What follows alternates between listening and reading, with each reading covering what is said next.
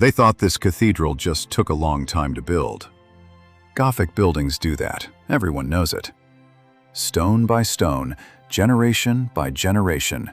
Patience, nothing more. That is the story you were told. Here is what actually happened. On the 14th of August, 1880, Kaiser Wilhelm I stood at the foot of Cologne Cathedral and declared it finished. 632 years after the first stone was laid in 1248. But listen carefully, because here is the part almost nobody tells you at that ceremony. For 369 of those years, this building was not being built at all. It was standing there, frozen, one tower stopped dead at the height of a house, capped not with a spire, but with an enormous wooden crane, left in the rain for so long that travelers stopped calling it temporary and started drawing it into their paintings as if it belonged there. And when construction finally restarted in 1842, the architects should not have been able to finish those twin spires the exact way they did.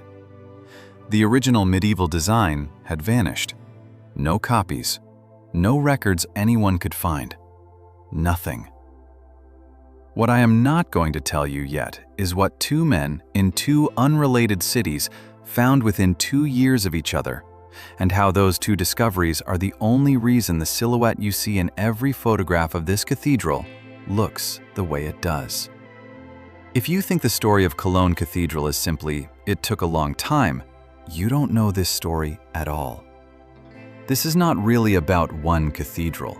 It's about how close an entire medieval design language came to disappearing forever, and about one piece of parchment that was a single, careless cleanup away from being burned as scrap paper. Stay with this video because the exact object that saved this building is on public display right now in the city where the story ends. And after this, you will never look at an unfinished building the same way again. Let's begin. Start with the relics, because the cathedral only exists because of them.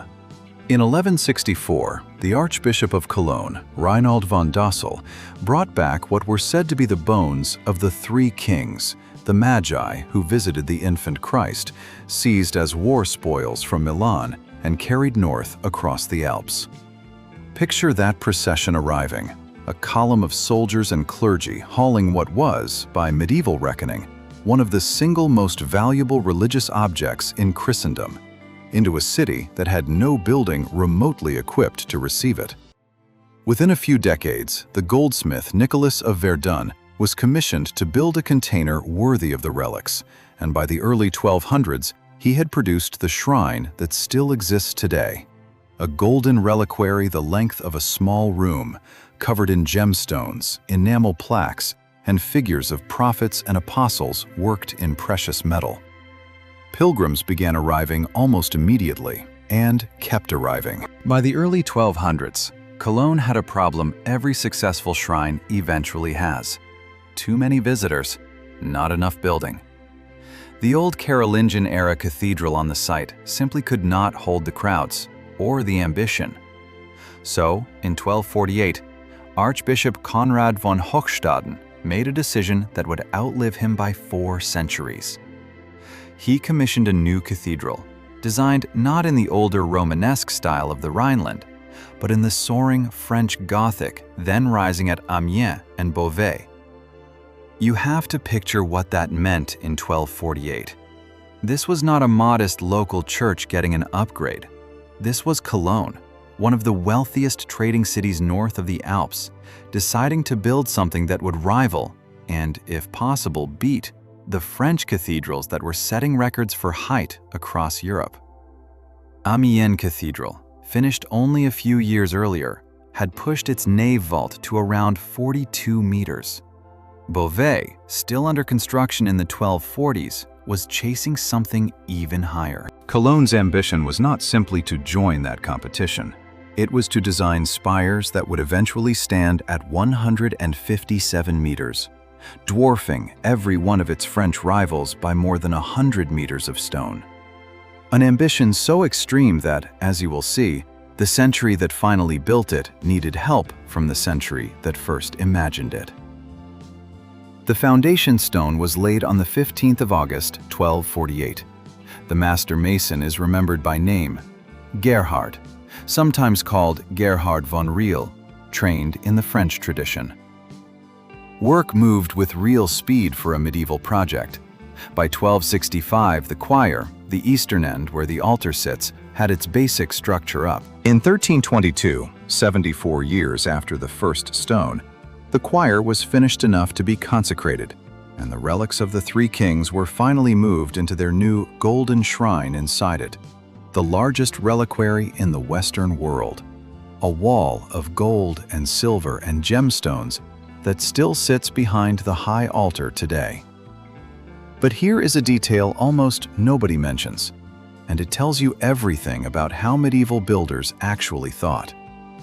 The choir wasn't consecrated because the cathedral was finished. It was consecrated because the rest of the building was nowhere near finished, and the workshop needed somewhere to hold services while construction dragged on for generations more. So, they built a wall. A temporary one, a provisional wall of brick and rubble, sealed directly across the open end of the choir, closing it off from the unfinished nave stretching out beyond it. A construction site with services running inside it and scaffolding rising outside it, separated by a wall nobody expected to still be standing a century later. That wall stayed in place for well over 100 years, a piece of 13th century pragmatism doing 13th century work. You need to hold that image for a second. A finished, gleaming, consecrated choir holding treasure beyond counting, sealed off from a construction site by a wall of rubble. And around it, for the next century and a half, more construction. The workshop responsible for building the cathedral, the Dombauhütte, became a permanent institution, employing generations of masons, stone carvers, and glaziers who lived their whole working lives inside a single project that would outlast them, their children, and in most cases, their grandchildren too. And every one of those workers depended on a single quarry, 40 kilometers south of the city, on a mountain called the Drachenfels, in the hills known as the Siebengebirge. The stone there is trachyte, dark, dense, volcanic rock that had already been cut by Roman quarrymen 1,000 years before Cologne Cathedral's first foundation stone. From 1248 until 1473, every block of the medieval structure came from that one mountain, floated down the Rhine on barges to the building site. Work on the South Tower pushed upward through the 1300s and into the 1400s. By around 1450, the tower had reached the level of the belfry, the section meant to hold the bells, still short of its planned final height by well over 100 meters, but already an enormous, commanding structure looming over the medieval city. And on top of it sat a crane.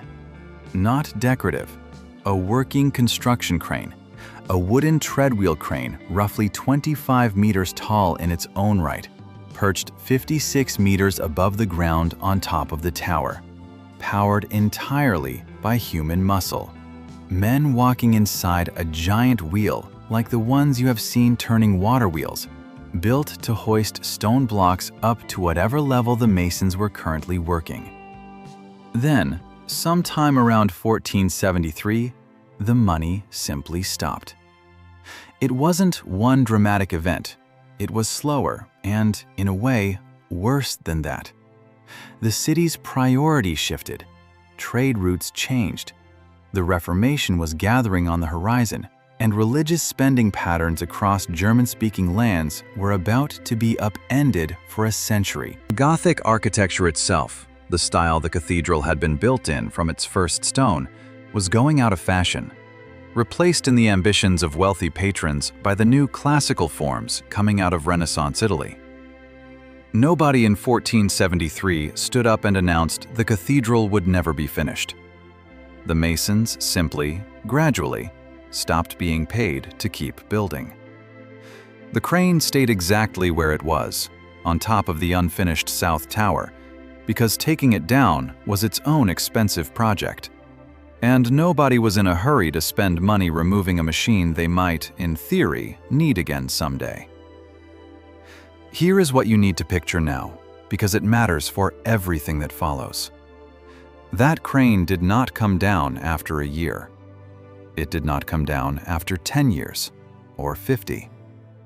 It stood there, rusting, weathering, becoming a fixed part of the Cologne skyline for the next 369 years. Generations of Cologne residents were born, lived their entire lives, and died, having never once seen their cathedral with a finished second tower.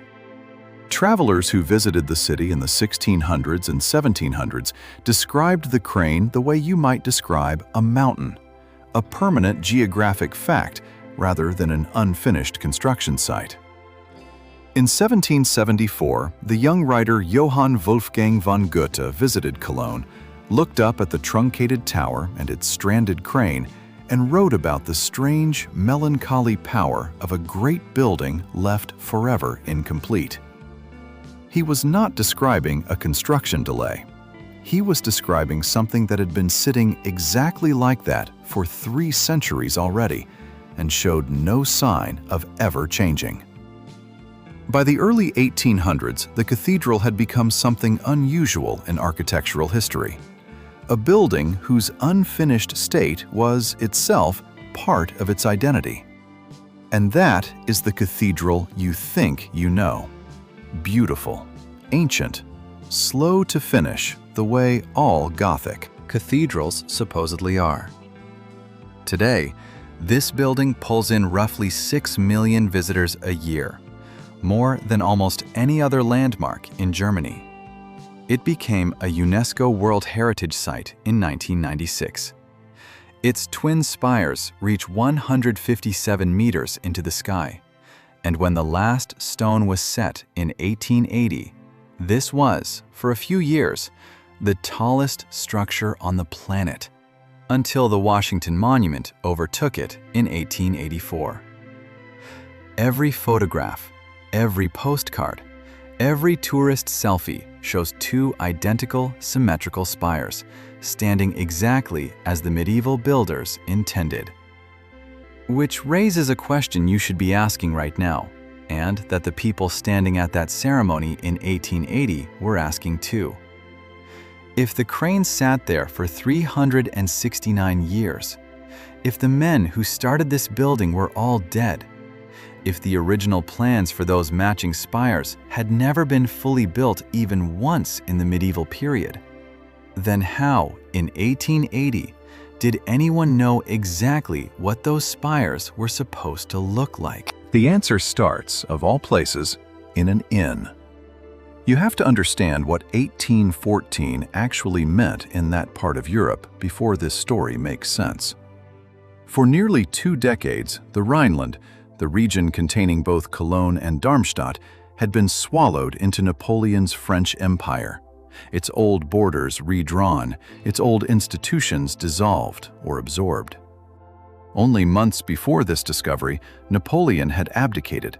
French troops were withdrawing east across the Rhine, and the great powers of Europe were about to sit down at the Congress of Vienna and redraw the map of the continent for the second time in a generation. Nobody in the German states in early 1814 was thinking about finishing a 560-year-old construction project. They were thinking about who would govern them next. In 1814, an architect named Georg Müller was working in the city of Darmstadt, about 200 kilometers southeast of Cologne. Müller was not thinking about Cologne Cathedral that year. He was a working court architect, busy with his own commissions. The kind of professional whose days were filled with contracts and site visits, not medieval mysteries. Then a workman showed him something.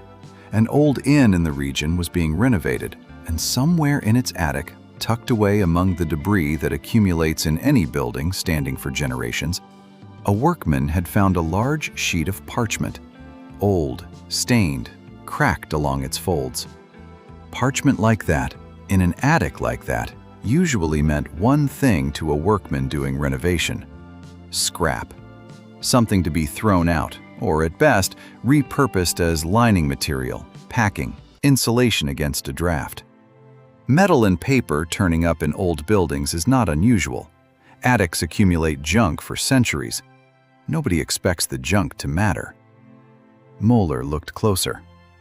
Think about the physical object itself for a second, because the texture of it matters. This was not a neat rolled scroll sitting in a labeled archive box. This was a stained, cracked, folded animal hide parchment. The kind of material that degrades, tears, and attracts damp and vermin if it is not deliberately cared for, generation after generation, by someone who understands what it is. It had spent an unknown stretch of decades, possibly longer, doing nothing more dignified than sitting in the debris layer of an attic, the exact kind of space where old crates, broken furniture, and worthless paper get shoved out of the way and forgotten. A single decision to burn it for kindling, use it to patch a leaking roof, or simply toss it during a more thorough renovation, and this conversation would not exist, because there would be no video to make about it, and no finished cathedral above your head in every photograph you have ever seen of Cologne. What he was holding was not scrap. It was a technical architectural drawing, executed with astonishing precision, showing what was clearly the facade of a massive Gothic cathedral, drawn in ink on a sheet of parchment over 4 meters tall. Moeller recognized the building almost immediately, or at least recognized enough of it to be startled. This was Cologne Cathedral. Not the cathedral as it stood, truncated and crane-topped. The cathedral as someone, centuries earlier, had intended it to look. Finished, with its full spires rising to a height nobody currently living had ever seen built in stone. And then Moeller remembered something else. Only recently, he had been looking through a collection of published engravings out of Paris, a volume called Monuments Français Inédits, compiled by a French antiquarian named Nicolas-Xavier Villemain. Somewhere in that volume was an image that matched almost seamlessly the other half of what he was now holding in his hands. 2 pieces, one found by accident in a Hessian attic, One sitting, publicly reproduced, in a book of French engravings, and nobody in either location had realized they were looking at 2 halves of a single medieval architectural plan. This is where a second man enters the story. Sulpice Boisseret, a collector and passionate advocate for completing Cologne Cathedral, who had spent years already campaigning, more or less alone, for the idea that the building should finally be finished. Moeller told Boisseret what he had found. At the time, Boisseret happened to be in Frankfurt, in the company of Goethe himself, the same writer who, 40 years earlier, had stood beneath that crane and written about the melancholy of an eternal ruin. Boisseret used his contacts in Paris to chase down whether the original engraving was based on still existed anywhere, in any collection, in any attic of its own. It did. In 1816, in an antiquarian's shop in Paris, the second half of the plan turned up. The view of the South Tower, and the crucial central section connecting the 2 halves of the facade together. A Württemberg diplomat living in France, Karl Friedrich Reinhardt, along with a relative by the name of Karl Sieveking, purchased the fragment and arranged to get it safely back across the border into Germany. Put these 2 pieces together and you get something remarkable. A complete medieval architectural elevation of Cologne Cathedral's west facade, drawn by an unknown hand around the year 1290 on 20 sheets of parchment totaling roughly 4 meters by 1.7 meters. Historians now call it Ris F. It is to this day kept and displayed in Cologne, and if you visit the cathedral's associated exhibitions, you can stand in front of the actual object, the actual ink strokes, laid down by a medieval draftsman more than 700 years ago. Notice how ordinary the mechanics of the rescue actually were. No dramatic raid, no secret vault, no coded message. A workman doing renovation work happened to show an old parchment to the one person in the region qualified to recognize it. A collector happened to be standing next to the one writer in Europe whose personal fame could open doors in Paris on short notice. A diplomat and his relative happened to have the money and the connections to simply buy the second fragment from an antiquarian and carry it home in their luggage, at a moment when borders across the German states were still being redrawn week to week. Remove any one person from that chain: Moller, Boissavert, Goethe's social circle, Reinhardt, Siefking, and the fragment in Paris very plausibly stays exactly where it was. A curiosity in an antiquarian's shop, eventually sold, resold, and lost again, the way countless other medieval documents were lost in exactly that period, melted down, pulped for paper, or simply thrown away by people who had no way of knowing what they were holding. Look closely at what is actually drawn on those 20 sheets, because this is the part that made it usable rather than merely beautiful. It is not an artistic impression. It is a precise elevation. Two matching spires rising in tiers of tracery, each level narrower than the one below it, crowned with open-work stone lattice so fine it looks, in the drawing, almost like lace frozen mid-fall. Beneath the spires, the drawing shows the rose window, the great circular stained glass window meant for the facade, gridded out with the exact geometric proportions a glazier would need centuries later to cut real glass and real stone tracery to fit. Every pinnacle, every gable, every decorative finial is placed and sized, not sketched loosely, but measured, the way you would expect from a document meant to survive contact with an actual quarry and an actual team of masons, not from something meant only to impress a patron. For 524 years, that plan had effectively vanished from human knowledge. One half surviving by pure chance, folded into an attic in a town 200 kilometers from the building it depicted, treated as no more significant than the wallpaper around it. The other half surviving as a printed illustration in a book most people would have flipped past without a second glance. Here is where you would expect the story to resolve neatly.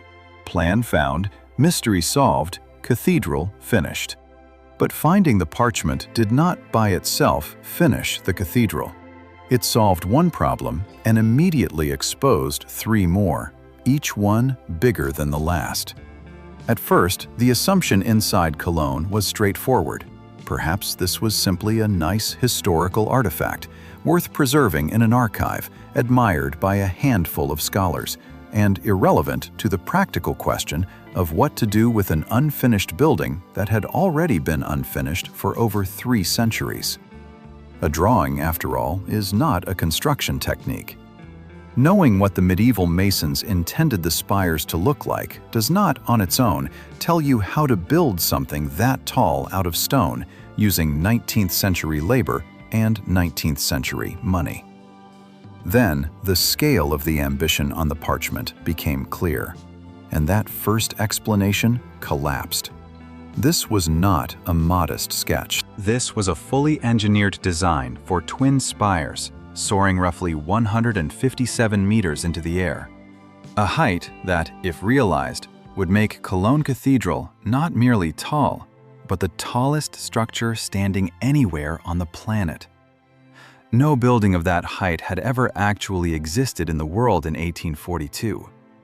The medieval masons of the 12 and 1300s had designed something so ambitious that 600 years later, an industrializing 19th century Europe would still have to stretch to match it. So a second explanation was tried. Perhaps the parchment was aspirational rather than practical. A dream drawing that the medieval builders themselves never actually believed they could construct. Closer to a wish list than an engineering document. That explanation also did not survive contact with the evidence. Riss F was not a loose sketch. It showed tracery patterns, structural proportions, and decorative detail at a level of precision that only makes sense if it was meant to be handed directly to working masons as a construction guide. This was a blueprint, in the full modern sense of the word, 700 years before the modern engineering profession existed. A third explanation followed close behind, and this one came from the engineers themselves, not the historians. Perhaps the medieval proportions on the parchment were simply too ambitious to actually stand. 19th century structural science was more advanced than anything available to a 13th century mason, and it was entirely possible, on paper, that Zwirner's team would run the calculations and discover the medieval design was, quite literally, unbuildable. A beautiful drawing describing a tower that would collapse under its own weight the moment it passed a certain height. This is not a small or theoretical concern. Medieval masons chasing height records had failed before, badly. At Beauvais Cathedral in France, on a Friday in November of 1284, the choir vaults, which at 48.5 meters were, and still are, the tallest Gothic vaults ever built, twisted, buckled, and came crashing down. A spectacular structural failure that haunted Gothic engineers for the rest of the medieval period, and stood as a permanent warning about exactly the kind of ambition Riss F was now asking 19th century builders to trust. So the numbers were run, and the medieval proportions held. The 13th century design, translated into 19th century structural mathematics, checked out. The only adjustment the new engineers felt was necessary was the iron reinforcement in the roof, added not because the stone design was wrong, but because iron let them work faster and reduce fire risk. A practical 19th century upgrade layered on top of a medieval structural logic that turned out to need no correction at all. The fourth and most serious problem was money, and here the numbers matter more than anywhere else in this story. Building 2 spires of that scale required financing on a level no single monarch or bishop in 1842 could simply order into existence. The answer that emerged was, in its own way, as remarkable as the discovery of the parchment itself. In 1842, an organization called the Zentrale Dombouwverein, the Central Cathedral Building Association, was founded specifically to fund the completion. It was not royal decree alone that finished this building. It was in large part a subscription campaign. Ordinary citizens across German-speaking Europe, along with wealthy patrons and civic institutions, contributing money over decades to a project none of them would personally live to see finished. Roughly 2/3 of the enormous final cost came from this public association. The remaining third came from the Prussian state itself, under King Friedrich Wilhelm IV, who laid a new foundation stone in 1842 in a ceremony deliberately designed to echo and complete the one held nearly 6 centuries earlier. You should sit with that for a moment. Housewives and merchants and school teachers across 19th century Germany were, in effect, crowdfunding the completion of a medieval blueprint discovered in an attic. This wasn't a one-time subscription either. The association took recurring memberships, published regular progress reports, issued certificates to donors, running something you would recognize today as a long-running crowdfunding campaign, stretched across nearly 4 decades instead of 40 days. It still exists, close to 2 centuries after it was founded, with over 15,000 members today, and it still covers more than 60% of the cathedral's annual upkeep, roughly 4 million euros a year. Not out of blind faith, out of a specific, documented, verifiable set of facts. A parchment plan, an identified medieval design language, and an architect, Ernst Friedrich Zwirner, appointed in 1833 and later leading construction from 1842 onward, whose job was to translate a 700-year-old drawing into a 19th century construction project using the strongest materials industrial Europe could offer. And this is where the technology gap becomes visible, if you know where to look. Zwirner and his successors did not simply copy the medieval methods stone for stone. They built the roof structure over the nave using iron girders, a material the original 13th century masons never had access to at that scale. Look closely at the stone itself today, and you can see it too. The lower, older sections of the towers show weathered, darker medieval stonework, quarried locally centuries earlier, while the upper sections, built after 1842, show a visibly different, lighter-toned stone, sourced from newer quarries opened specifically to supply the 19th century construction effort. The seam between the two eras is not hidden. It is written directly into the color of the building, visible to anyone who looks up at the towers today and knows what they are looking at. Finding a parchment is one thing.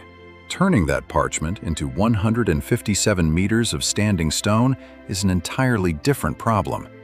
And it required 4 things to align all at once in a way that had not aligned for 369 years. First, the plan itself. Without RIS F and without the second sheet recovered from Paris, there was no design to build toward at all. Every dimension, every proportion of tracery, every angle of the spires visible on Cologne Cathedral today traces directly back to those 20 sheets of medieval parchment. Remove that document from history, and the 19th century almost certainly finishes the cathedral in some approximate, invented Gothic revival style, guessing at what the medieval builders intended rather than executing their actual design. The building you see in every photograph would simply look like a different building. Second, the money, and specifically the model of financing it. Governments in the 1840s were used to funding monuments through royal treasuries or church tithes. The Zentrale Dombauverein represented something closer to a modern public campaign, sustained fundraising drawing on national sentiment, civic pride, and a newly emerging sense of German cultural identity, decades before German political unification itself. Without that financing model, a project of this cost, sustained across nearly 4 decades, would very plausibly have stalled again, the way it had stalled once already for over 3.5 centuries. Third, the materials and engineering. 19th century Europe could offer something the medieval masons never had: iron. The roof structure above the nave was built using iron girders instead of the timber the original builders would have relied on, a material choice that led Zwirner's team move faster and build lighter than a purely medieval construction crew ever could have. Combine centuries-old design intent with industrial-age materials, and you get a hybrid object, a building whose shape is entirely medieval and whose structural bones are entirely 19th century. Fourth, and this is the piece people underestimate most, an organizational structure capable of running a construction project across generations of workers, architects, and funders, all committed to executing one unbroken vision. Zwirner led the effort from 1842 until his death in 1861, 19 years into the project, dying with the towers still far short of their final height, having given almost 2 decades of his working life to a building he already knew, statistically, he had little chance of ever seeing completed. His successor, Richard Voitel, inherited both the site and the responsibility and carried the project through the final 19 years to completion in 1880. 2 lead architects, 38 years, 1 continuous design, traced back to a plan drawn by a hand nobody has ever identified, working around the year 1290. Neither Zwirner nor the medieval master Gerhard, who started the building in 1248, lived to see it finished. Voitel did, and stood at the cathedral in August of 1880 as the architect who had personally overseen its final years of construction. Take away any one of these 4 conditions: the plan, the financing model, the industrial materials, or the sustained institutional leadership, And this cathedral almost certainly stands today exactly as it stood in 1800. Two mismatched towers, one topped by a spire, one topped by a slowly rotting wooden crane. A monument not to medieval ambition, but to medieval ambition abandoned. And here is a detail that should genuinely surprise you. Even after 1842, even after the plan was recovered, even after Zwirner had his design, his funding, and his workforce, that medieval crane did not come down right away. It stayed exactly where it was, 56 meters up, while scaffolding and stonework rose around and eventually above it. An antique machine, still technically capable of doing its job, quietly working alongside tools built 200 years after it. It was not dismantled until 1868, 26 years into the new construction effort, after nearly 5 centuries on the tower. For a brief overlap, the oldest surviving piece of the medieval building site and the newest Iron Age construction equipment in Europe were operating on the same tower at the same time. There is one more piece of this puzzle worth knowing, because it tells you what this project actually meant to the people paying for it. In 1870 and 1871, Prussia and its German allies defeated France in the Franco-Prussian War, and a newly unified German Empire was proclaimed for the first time in history.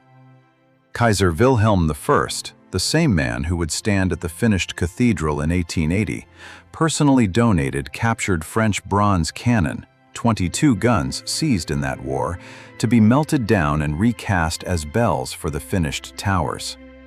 The guns were put on public display outside the cathedral on the 11th of May, 1872, before being sent to the foundry. Think about what that means. The bells that would eventually ring from spires designed 13th century monks and rediscovered by a Darmstadt architect were cast from the melted cannons of a war that had, only a year earlier, finally unified Germany as a single nation. This cathedral had stopped being simply a religious building. It had become, quite literally, the sound of a new empire. That is why the ceremony on the 14th of August, 1880, was not treated as a local church event. It was covered and celebrated as a national event across the German Empire, with Kaiser Wilhelm I presiding and the future Kaiser Wilhelm II, at that point still a young prince, present as well. A building whose completion had depended on an attic in Darmstadt, a bookshop illustration in Paris, and decades of small donations from ordinary citizens across dozens of German states, was unveiled as the finished symbol of a country that itself had only existed unified for 9 years.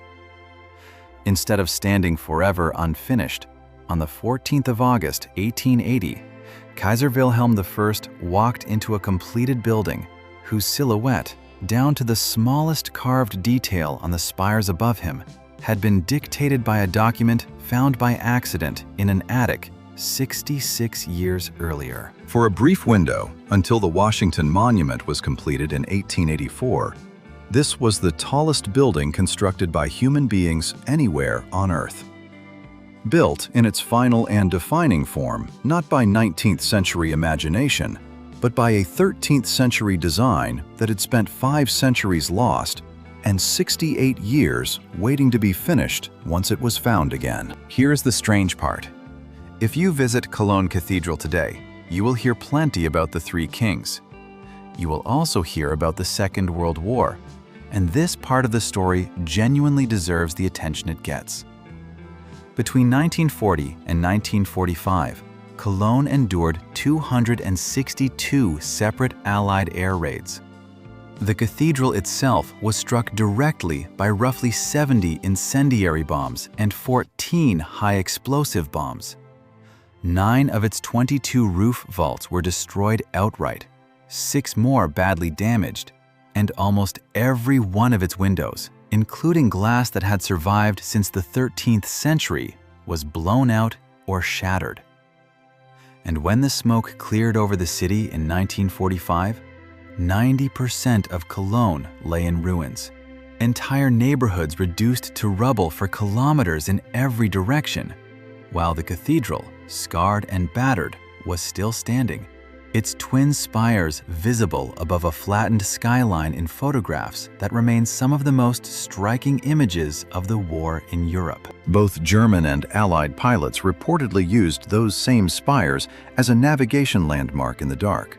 One small, strange reason among several that the building was never deliberately targeted the way the city around it was. Before the bombing campaigns intensified, workers had carefully removed the cathedral's medieval stained glass, panel by panel, and hidden it in salt mines and bunkers outside the city. Glass that would otherwise have been destroyed forever. And it took decades after the war to research, restore, and reinstall it. Even today, if you know where to look, sections of the cathedral's stonework carry a third layer of patchwork repair: medieval stone, 19th century stone, and 20th century post-war stone. 3 different centuries of masons quietly answering 3 different catastrophes with the same material and the same mountain. That survival story gets told, often and well, because it has drama built in. Bombs, fire, a city in ashes, a building left standing. What you will hear far less about, unless you specifically go looking, is the attic in Darmstadt, the workman who almost let a 700-year-old blueprint be used as insulation, and the 2 men who happened to know enough and care enough to recognize what they were looking at before it was too late. Part of the reason is simple. A finished cathedral photographs beautifully. An unfinished construction, gap spanning 369 years, resolved through a chain of coincidences involving an inn, a book of French engravings, and a Paris antiques dealer, is a messier, less postcard-friendly story. Tour guides have limited time. The Shrine of the Three Kings, gleaming in gold behind the altar, is an easier 15-second story to tell a group of 40 tourists than the provenance of a parchment fragment now sitting in a glass case in an exhibition most visitors walk straight past. There is also something quieter happening, something about how we look at old buildings in general. You have probably walked past a building exactly like this in your own city, an old structure so familiar it has become invisible, wallpaper rather than architecture. The eye stops actually seeing a landmark once it becomes routine. Think about how differently you look at a brand new phone compared to the one you have owned for 3 years, sitting in your pocket, functional, unremarkable, barely noticed until it breaks. Cologne Cathedral, for the millions of people who pass it every year on their way to the train station next door, one of the busiest rail hubs in Germany, has become exactly that. A fixture. A silhouette you stop actually looking at. And once a building becomes wallpaper, its history flattens along with it. The version that survives in casual memory is the simple one. Old, Gothic, took a long time, very impressive. The version that requires you to actually stop and look, the version involving a workman almost discarding a piece of parchment as scrap, a diplomat smuggling a second fragment across a border, and an entire nation crowdfunding a construction project across 4 decades, gets quietly dropped. Not because it is less true, but because it is less convenient to repeat in 15 seconds between the gift shop and the bus. There's a second, quieter reason the attic story stays buried, and it has to do with who gets remembered in history and who doesn't. The finished cathedral has a hero everyone can name without trying: the anonymous medieval genius, the timeless idea of the builders. Nobody has to learn a new name to admire that story. But the actual rescue of this building depended on a very specific, very unglamorous kind of person. A workman who could have thrown a stained piece of parchment straight into a scrap pile and nobody would have blinked. An architect in a provincial German city who happened to have looked at the right book of engravings a few weeks earlier. A diplomat willing to spend money and risk trouble at a border crossing for an old drawing that, to most people who saw it, would have looked like nothing more than a damaged, illegible sheet of animal skin. History remembers cathedrals.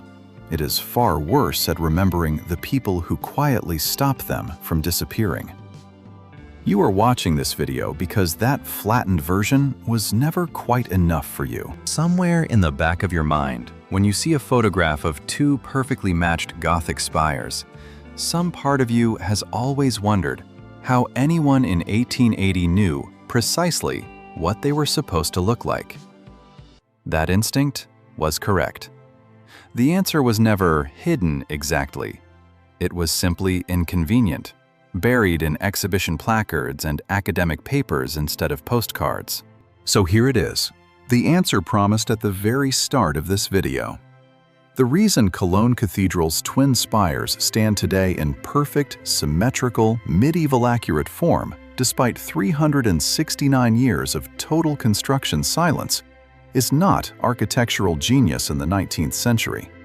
It is the survival, against enormous odds, of a single medieval document, Ris F, split into two physically separate fragments that drifted apart for 5 centuries before two men in two different cities recognized what they were looking at within 2 years of each other.